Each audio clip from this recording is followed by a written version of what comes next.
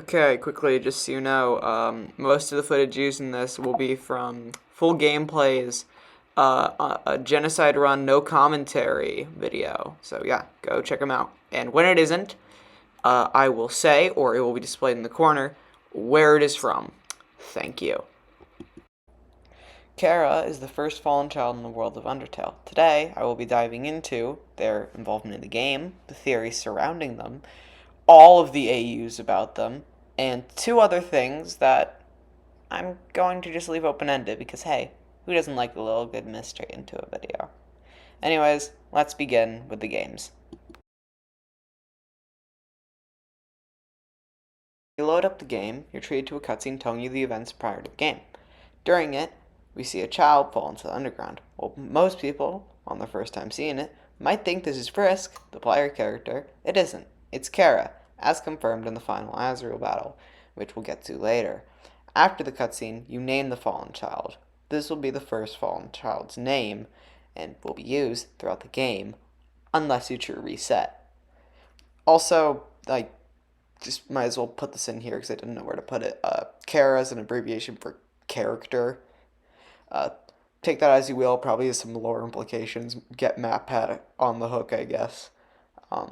Also, if you name the child Chara, text will pop up saying the true name. During the neutral timeline, you'll barely hear about Chara besides a few mentions from Toriel and one scene in the trash dump. When you fall down after confronting Undyne, you get greeted by this scene.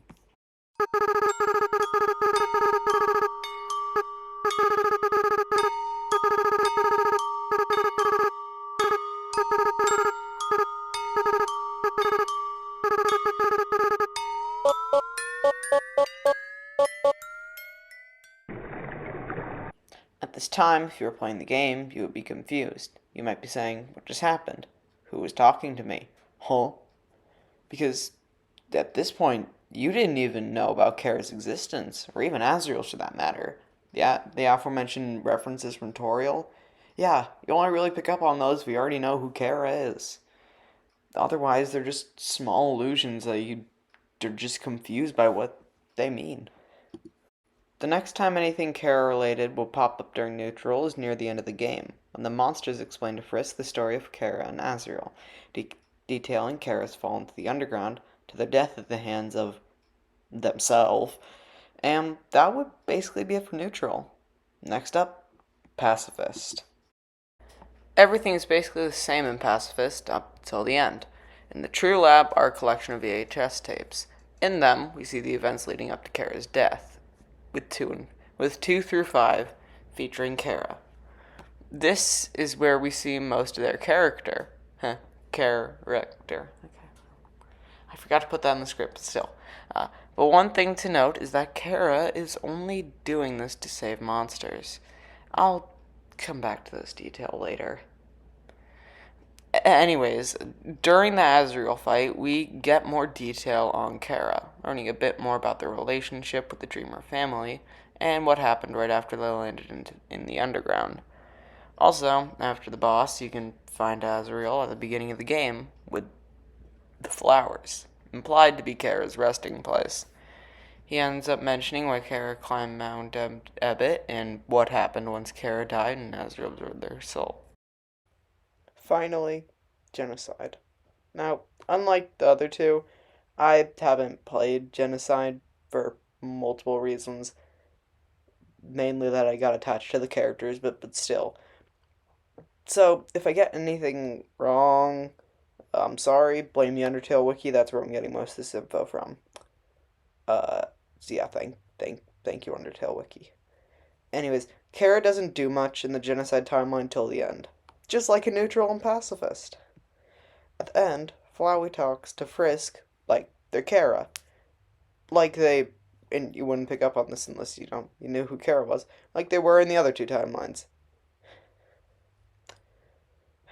And at that point, Frisk basically is Chara. It is implied multiple times that they are being controlled by Chara. So yeah, good job, Flowey. You got it. You got it right on.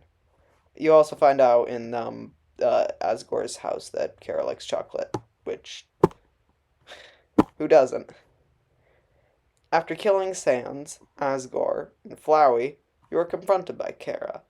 Also, small thing to note, this also ties into the Chara being in control. You don't actually have control or click the fight button to kill Sans, Asgore, and Flowey. It's automatic, which is implying that Chara initiated the kill, not Frisk, meaning that by the time that Frisk reached level 19, Chara taking full control.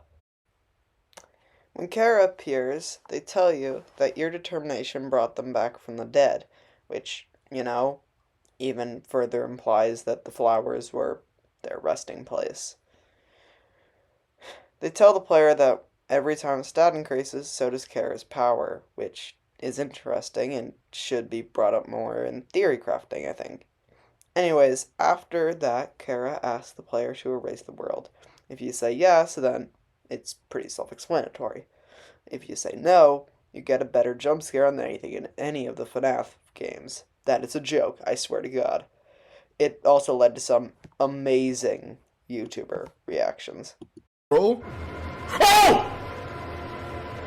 Shit! He attacked me? Since when were you the one in control? I beg your pardon. What the fuck is that? Get away from me! Get away from me! Whoa! I think Chara just killed us. Oh, okay. Whoa, hey, whoa. Okay. After the genocide route, you boot up the game, and after waiting a bit, and by a bit I mean 10 minutes according to the wiki, Chara starts wondering why you came back after erasing the world. Or after they erased the world, in some case. They give you an offer. Chara will rebuild the world if they get Frisk's soul. If you don't give it up, nothing really happens. If you say yes, then you can start a new playthrough. Again, if you do pacifist after that, without a soul technically, once you beat the game, you'll be greeted with one of two endings. If you choose I've got places to go, you'll get an image of a photo with everyone's faces redded out, and Chara replacing Frisk. If you go tutorial in the post-credit scene, I'm using quotation marks because, once tutorial leaves pie for Frisk, Frisk will wake up with Chara's face. Then Chara's laugh plays, and the game ends. Okay, that was a lot. Let's put this into some semblance of a Chara timeline, I guess. Yeah, that would be nice. Okay, so the timeline goes like this. Chara climbs Mount Ebott and falls into the underground, trying to, end themselves, as implied by the opening cutscene and the Azrael's dialogue after you finish his boss battle. After falling down, they land on a bed of flowers, and Azrael soon finds Chara and brings them to his parents. Toriel and Asgore eventually agree to adopt Chara. But Chara isn't happy with their life down here. They want to get a monster soul so they can get through the barrier and free the monsters. But they soon realize that wouldn't work, so they poison themselves. So Azrael can do the job for them. Once again, they end themselves, and this time it's successful, as proven by Azrael's dialogue and the VHS tapes. Azrael absorbs Chara's soul, walks through the barrier to put Chara's body at their village, and is immediately bombarded by humans, which injures him beyond belief. Chara would try to use Azrael's body to kill the humans, but would fail, as Azrael had dominance due to it being his body. And both Azrael and Chara would die. Chara would later be awakened by Frisk's determination, and in the genocide route would help kill the underground. Okay, I think that's basically everything in the game.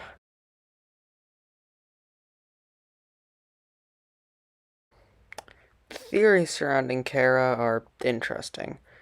Out of the multiple theories, one of the big ones is that they aren't really a bad person. But instead of going over an hour's worth of video in 5 minutes, I just recommend you watch, I'm probably going to butcher this name, Fleora Marigold's The True Villain of Undertale video. It's really good. Another popular theory that might as well be canon at this point is that Chara is the narrator, which would explain a lot. The only other theory that comes to mind is that Chara is Chris in Deltarune, which is Undertale in an alternate universe. This theory is because Chris basically takes Chara's place in Deltarune, being Asgore and Toriel's adopted son and Azriel's sibling. Anyways, those are the only big theories about Chara. Now, on to one of the biggest chunks they use.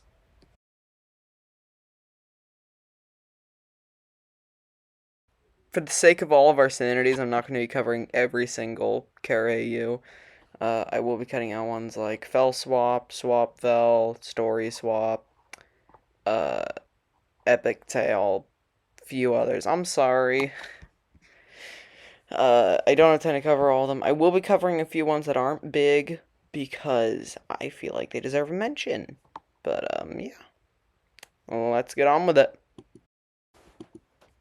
Underfell Chara is a cheery human who was taken in by Azriel and Toriel, but hidden from Asgore due to, the dark nature of Underfell. They were eventually poisoned by Asgore, which ended up killing them.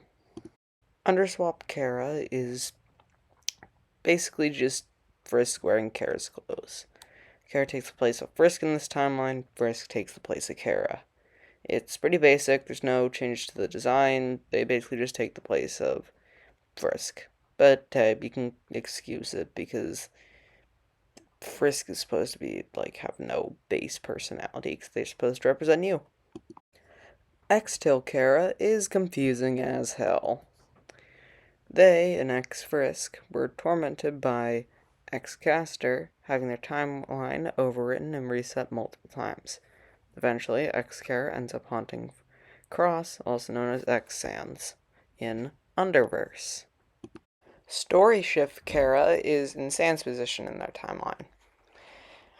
The thing is that, unlike Underswap, Story Shift Chara has Chara's base personality, besides chocolate, which is one of, the running themes between all Charas. All the Charas across the multiverse like chocolate. Little thing there. Anyways, this actually has Chara's personality, unlike Underswap Papyrus, for instance, which is literally just Sans, but with Papyrus, which is why I don't like Underswap. Topic for another day. Anyways, I'm getting off track. Anyways, in this reality, Story Shift Chara is the 7th fallen child into the underground. After, by accident, burning their village down, Chara falls into the underground only to be saved by Sans, who is the king in this timeline. Toriel and Asgore, who are the head of the royal guard and royal scientists, respectively, would end up taking care of Chara, kind of rhymed, and Azriel takes the role of Papyrus in this timeline. Aftertail Chara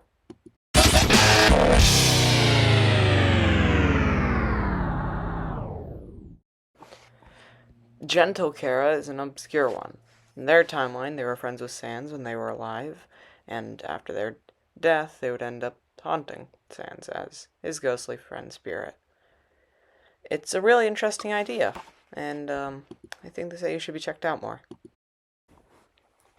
Finally, we might as well cover all the Charas that have appeared in Underverse. We already covered X-Tail Chara, but Underswap Chara has a central role in Season 1, 0.3, Part 1 and 2, and Undertale Chara appears in 0.5. Also, 200 other Charas appear in 0.6 in the Omega timeline, but, I don't want to cover every single one that's there. Finally, the final you would like to cover, Glitch Tail. But I feel like it deserves its own section, so that's going to be Section 4. Surprise!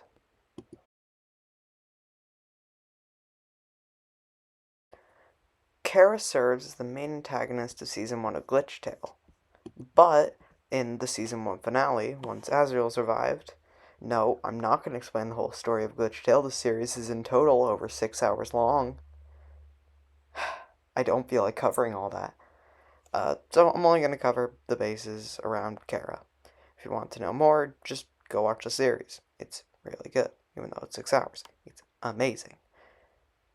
Anyways, in the finale of season 1, Chara tells Azrael that everyone always treats Frisk like a perfect person who can't do any harm, when they're the one who initiated the genocide route and corrupted Chara with hatred.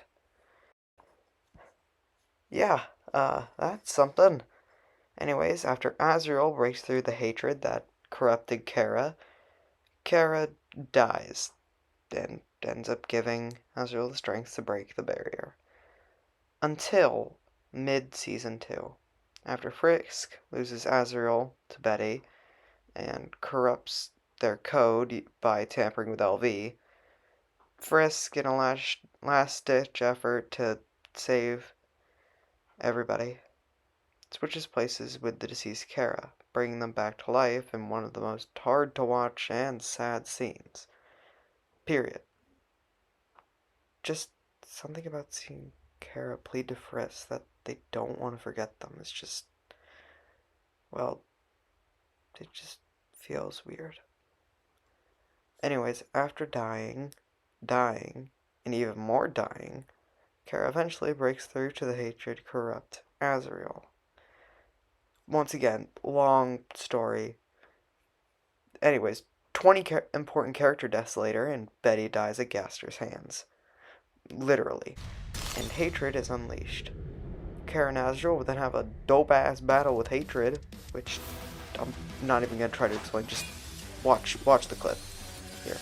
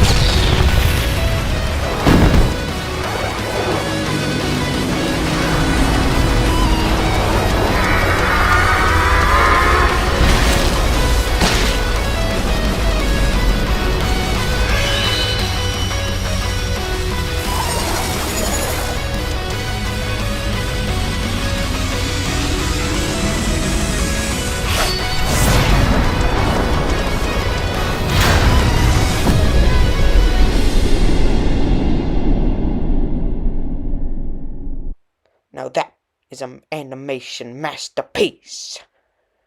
But yeah, that just top-notch animation. Just want to say that. Anyways, on to the final part of the video, the conclusion.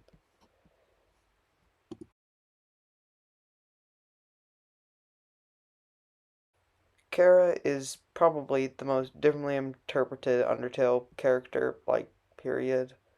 The only real other ones are Sans and Frisk, but, like, Sans people just straight up change the personality for, and Frisk doesn't have a personality, so, yeah. I feel like we're giving it to Chara. In some series, they're a comically evil villain, in others, they're a complex character. And that is why I like Aftertale Chara. In Aftertale, Chara guides Frisk through the underground to a pacifist ending multiple times. After Frisk resets, though, Chara recommends to Frisk that maybe they should kill the monsters instead. After multiple genocide routes, Chara possesses Frisk's body, also taking control of resets. Though in one of the Sans battles, Sans uses determination and ends up living on the reset screen with the true Frisk. That Sans ends up calling himself Gino. Again, there's a lot more to the story, but I don't want to recap 2 hours worth of stuff, so go watch, gosh dang it, I'm forgetting the name. The name will be on screen now. Go watch his video. It's a compilation of an old dub series on this series. Anyways, after many, many resets, one of the Sans that Gino tries to force to destroy the timeline ends up bringing Chara and Papyrus to the reset screen with them. There, Chara is confronted by Gino and Frisk. Gino wants to basically kill Chara so he can take control of the timeline and destroy it. Frisk wants to have one last chance and wants Chara to give up the body and give it to Frisk. Then Chara can be the ghostly spirit that haunts and guides Frisk's again for a final timeline. Frisk then plans on getting to the surface and after that, never resetting again.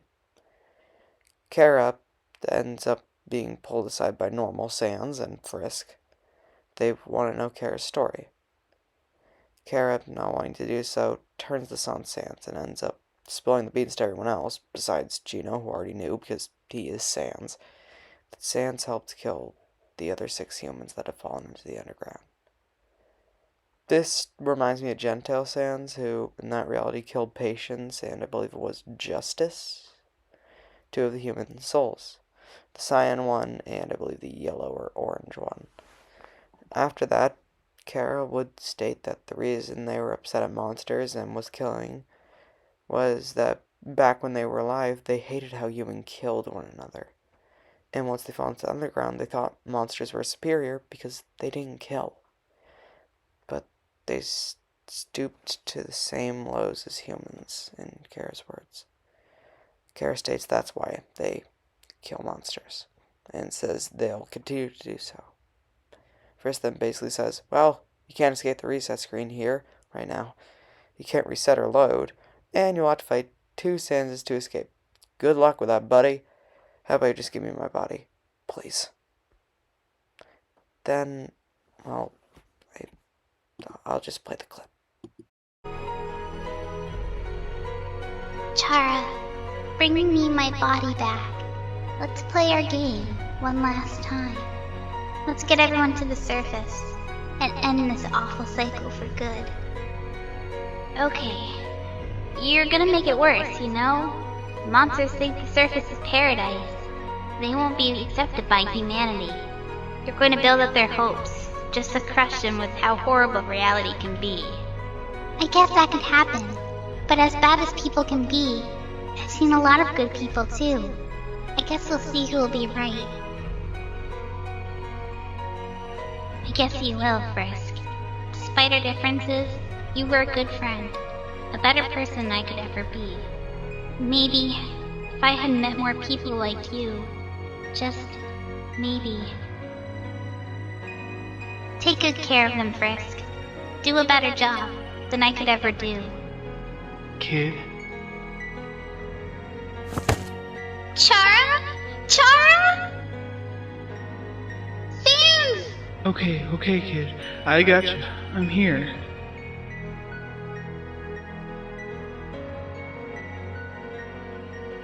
Kiddo, I don't know how to tell you this.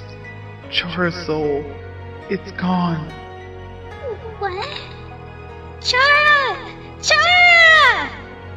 We were supposed to do better together. Where did you go? You didn't have to do this. Come back!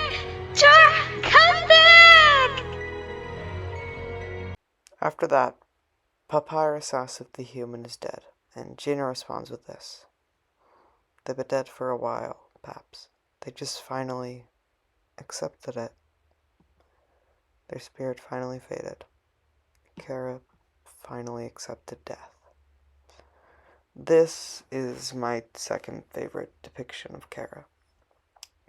Glitch Tale is my personal favorite because it doesn't feel rushed. Despite how much I like Aftertale, it feels just a bit rushed. That isn't really just criticism, though. But this actually gives Chara a bigger arc, instead of just they were corrupted by hatred and that's why they kill. We see multiple times the atrocities they commit and their past life. This is, if you want to have a true arc from murder to decent person, this is how you write it. I don't think any other characters have done this. Wait. Oh my god. Okay, this is not in the script. This is just me right now. I just realized I completely forgot about the Thought Chara. The Thought Chara is really good. That's probably my third favorite. I forgot to mention this, but the Thought Chara is really good. How did I forget? I don't know how I forgot about them. Anyways, Chara is my favorite Undertale character, and I really hope they're expanded on in Deltarune, and if there's anything else to come after that, that as well.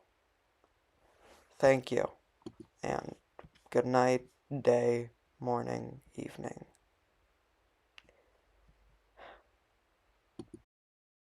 What the fuck is that? Get away from me! Get away from me! Whoa! I think Chara just killed us. Oh!